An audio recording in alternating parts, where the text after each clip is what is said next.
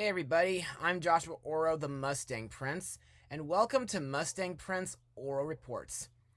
So, after my previous episode of Spirit Untamed, today we're going to look into a fictional mariner known as Sinbad. This character is described as hailing from Baghdad during the early 8th and 9th centuries.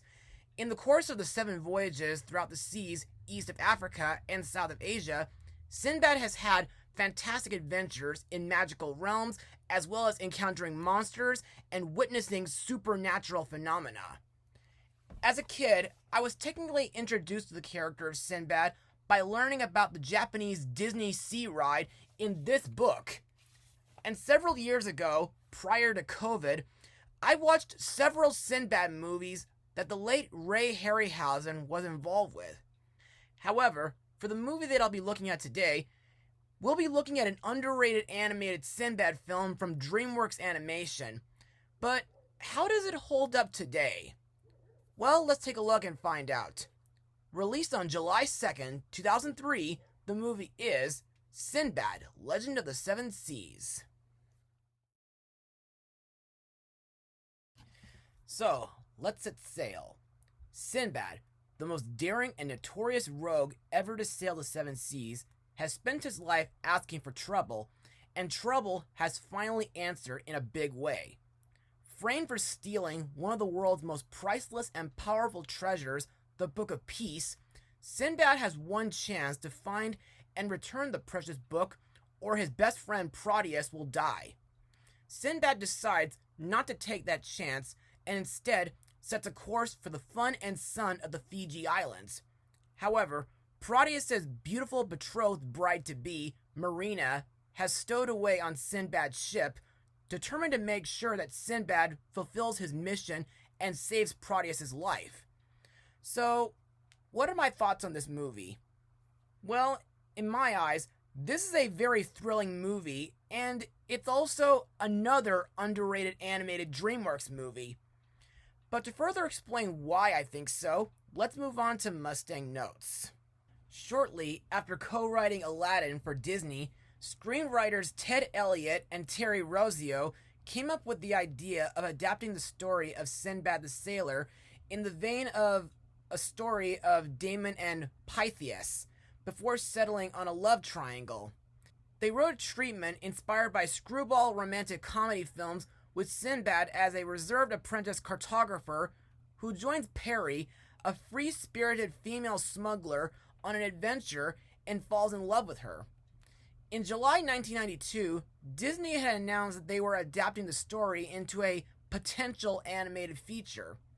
Shortly after writing Gladiator in 2000, John Logan was approached by Dreamworks CEO Jeffrey Katzenberg to write the script for an animated movie. When he was offered the story of Sinbad, Logan researched the multiple tales of the character before settling on depicting the Greek and Roman versions. He described his final draft script as very complex, and the relationships were very adultish. It was too intense in terms of the drama for the audience that this film was aimed at. The film was directed by Tim Johnson, who also directed Ants, Over the Hedge, and Home, along with Patrick Gilmore in his directorial debut. Now, what are my thoughts on the animation? Well, in my opinion, I think Dreamworks did a great job.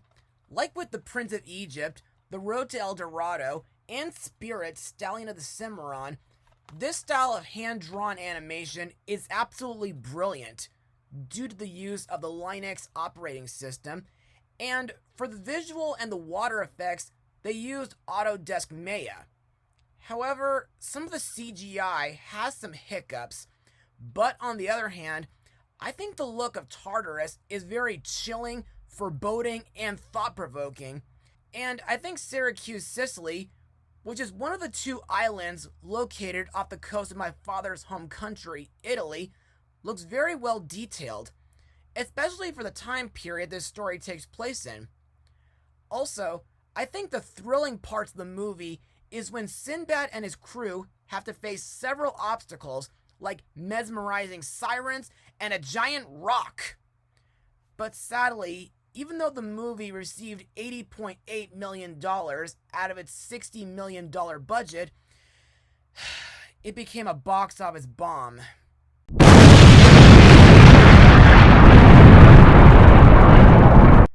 Not only that, but this film became the final traditionally hand-drawn animated film that Dreamworks has ever made before officially going full CGI.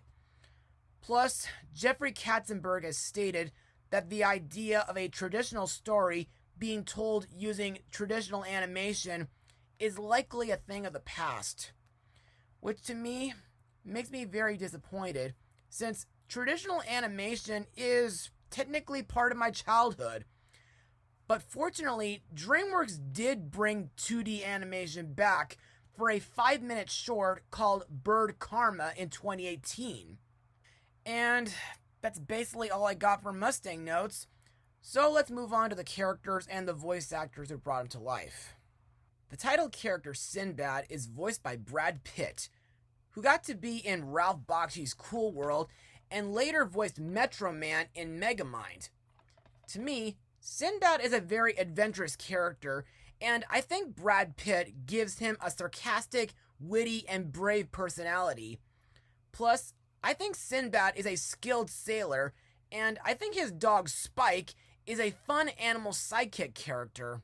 Next we have Lady Marina, the Thracian ambassador to Syracuse, voiced by Catherine Zeta-Jones, whom I remember from the Zorro movies, along with Rock of Ages and Chicago.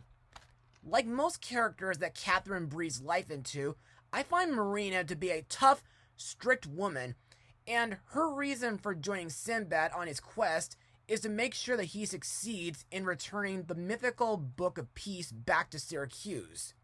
Our next character is Prince Proteus, Sinbad's noble childhood friend, voiced by Joseph Fiennes, who's best known for playing William Shakespeare in Shakespeare in Love. In my opinion, even though he and Sinbad had a minor rivalry, Proteus seems like a nice guy, and I like that he was willing to sacrifice himself for the execution in order to let Sinbad go find the Book of Peace.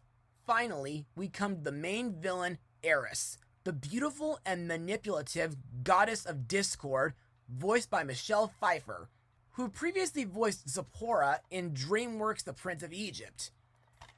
I find this character to be a very spiteful, vindictive, and passionate villain, especially when it comes to the prospect of the world potentially crumbling into chaos, which she refers to as being a glorious event.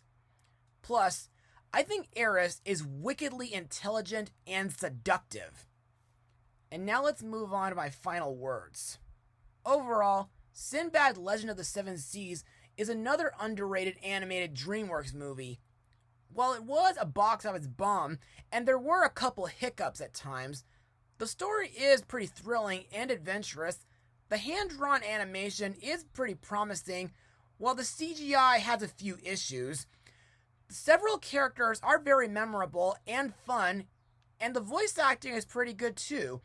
So, if you're looking for a high-seas adventure that not a lot of people know about or have seen, be sure to check this movie out. I give this movie a 73% out of 100. Well, that's all for now. Be sure to join me for my next episode, because I've got something very special to blog for my father and to all the other Orros who live in Italy. Mustang Power.